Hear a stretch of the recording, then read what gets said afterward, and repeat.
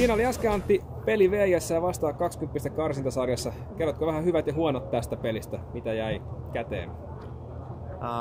Peli oli vauhdikas. Siinä oli paljon kaksikamppailutilanteita.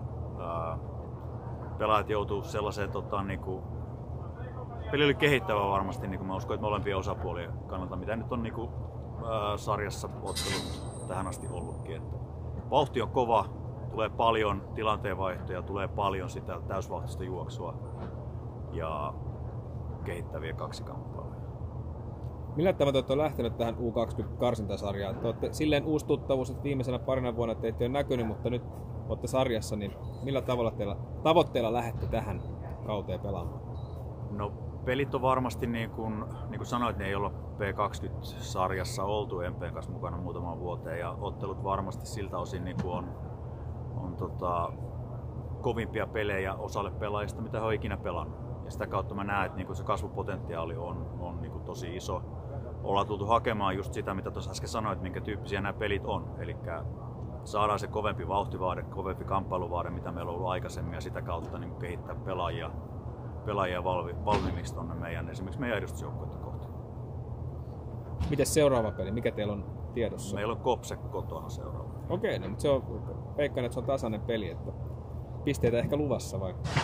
No siis tasaisia sinällään, niin kuin vaikka tulokset välillä on muuttunut sit loppuvaiheessa silleen, että se on näyttänyt epätasaiselta peliltä, niin omat maalipaikkansa ja ne omat hetkensä on niin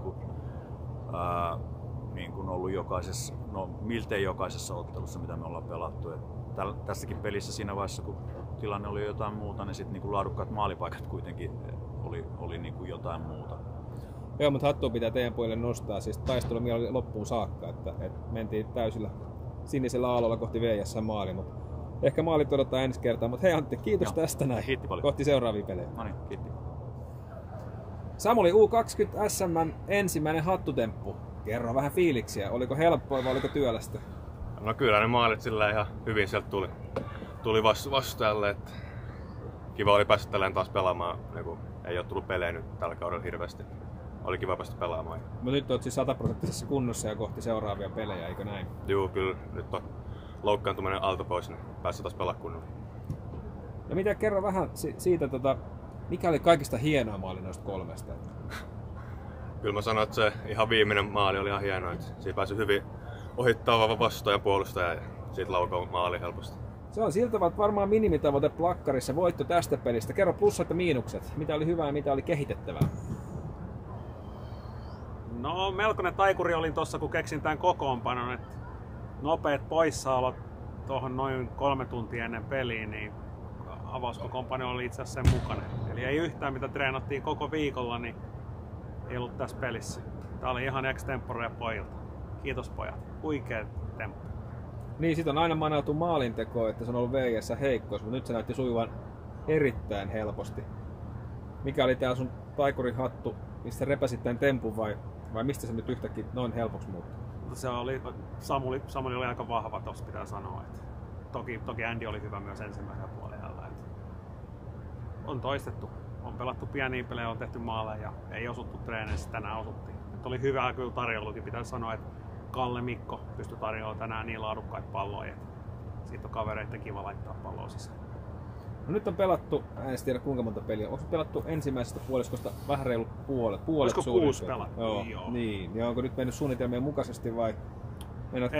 Ei ole mennyt, ollaan aikataulusta jäljessä. Honkapelistä missattiin 2 pistettä mun mielestä, PK35-pelistä missattiin 2 pistettä, ollaan 4 pistettä jäljessä aikataulua. 11 voittoa tarvitaan, sillä saadaan SM-paikka, nyt on 3. Ei mitään. Ensi viikolla kohta Kuopio. Valitettavasti ei mennä Kuopioon vielä ensi viikollakaan. Miten? Joka viikko tarjoaa sitä Kuopioon? Meillä on tuossa Atlantis on vielä ensin. Mä voin sulle kertoa Atlantis ensi viikon sunnuntaina. Tervetuloa kaikki Mupille katsomaan. Ja sitten sen jälkeen on torstaina ennen pääsiäistä PPI. Tervetuloa katsomaan. Ja sit pääsiäisen jälkeen lähdetään Kuopioon. Mutta siis nythän on sähäkkää paikallispelaamista luvassa, josta pitää ehkä vaihtaa muutama sananen. Atlantis puhtaalla pelillä totutusti todella hyvä joukkue ja PPI on myös tänä vuonna odotettu vahva, kuten aikaisempina vuosina. Nyt sä vaadit kyllä melkoisen hatumista, että tajat seuraavia temppuja, vai onko sun legendaarinen strategia laadittu jo nyt? Joo, mulla oli tossa kun ajelin tänne, niin tämmönen ajatus, että mä otan Tommi Ekmarkin tuo hatun käyttöön ja pyydän sitä vetää miesten kanssa nämä pelit. Et käsittääkseni miehistä löytyy tarpeeksi pelaajia. Otatko Tommi haasteen vastaan ja tuut kokeilemaan, että pärjättekö Atlantiksella myös teidän pelaajilla? Ei mitään, Ekmarille on haaste heitetty ja katsotaan miten käy. Yes.